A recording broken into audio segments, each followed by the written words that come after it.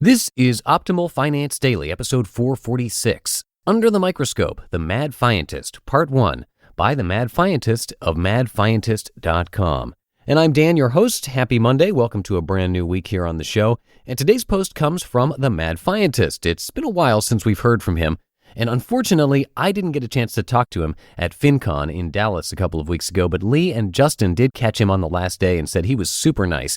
So today's post is dedicated to him, actually today and tomorrow, because this one's a bit longer than a typical post, and we're going to break it up into two parts.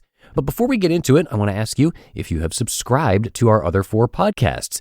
We narrate blogs covering pretty much everything. Just search for Optimal Living Daily wherever you're hearing this show to find the other podcasts. And now let's get right to part 1 of this post as we optimize your life.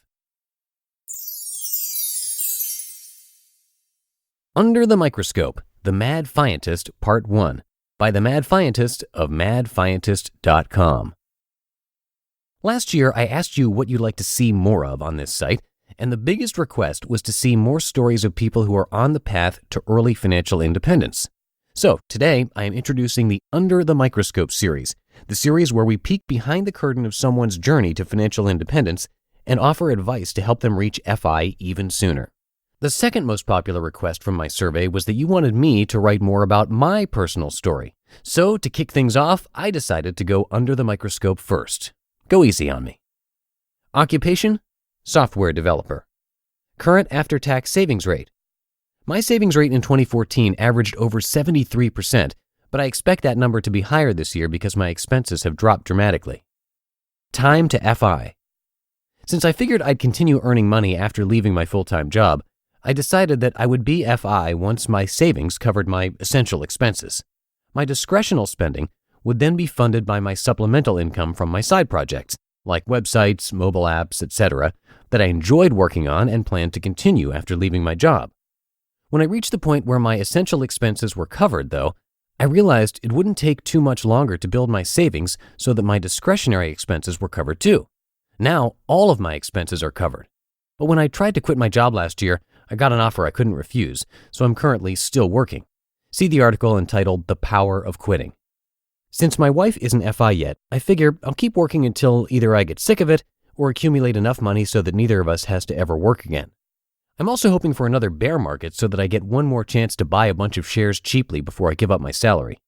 To be honest, I will likely work longer than I actually need to because I think I'm going to have trouble finally pulling the plug.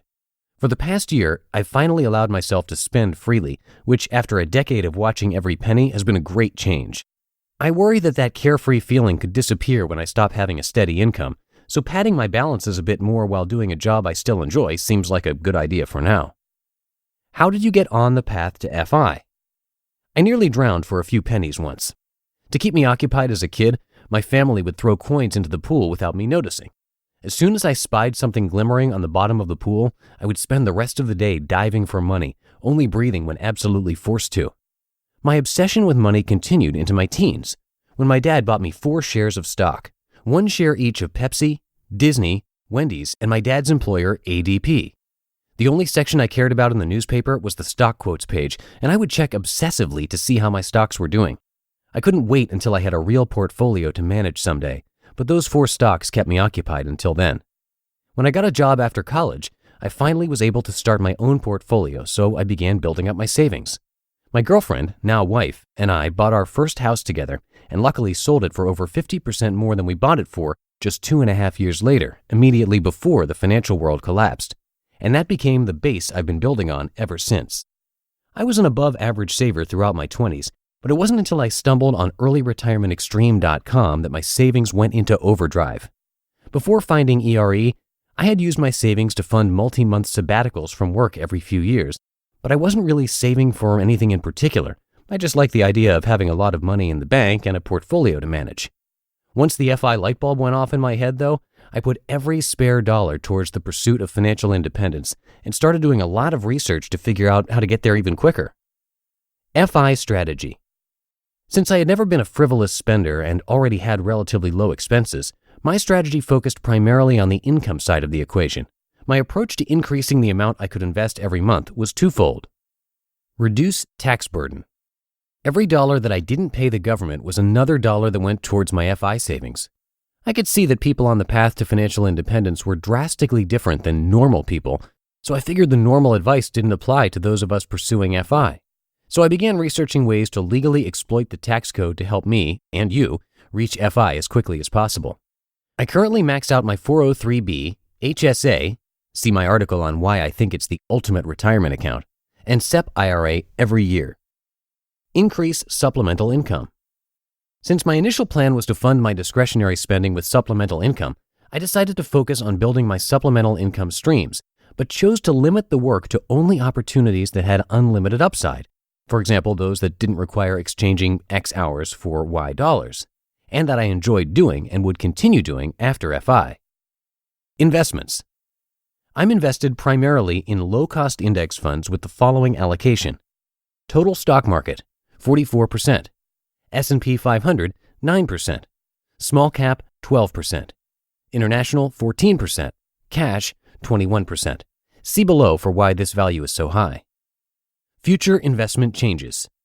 Hear that in tomorrow's episode.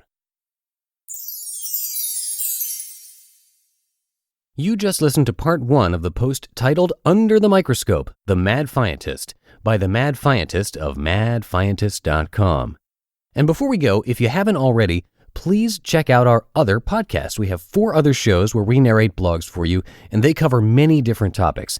To find them and learn much more, just search for Optimal Living Daily wherever you're hearing this show, and be sure to click subscribe. And that's a wrap for another Monday show. I will be back with you tomorrow, where I'll finish up this post. So I'll see you there, where your optimal life awaits. Hello, Life Optimizer. This is Justin Malik, creator and producer of this podcast, but also Optimal Living Daily, the show where I read to you from even more blogs covering finance, productivity, minimalism, personal development, and more from incredible bloggers like Derek Sivers, Zen Habits, Mark and Angel, The Minimalists, and all the ones you hear on this show too. So if you enjoyed today's episode and like taking amazing blogs on the go, come on over to Optimal Living Daily and subscribe to that one too. And together, we'll start optimizing your life. You've been listening to Optimal Finance Daily. Be sure to hit the subscribe button to stay up to date on each new episode and head to oldpodcast.com. That's OLDpodcast.com for a free gift as well as more actionable tips and resources to help you maximize your potential. Thanks for joining us, and remember, your optimal life awaits.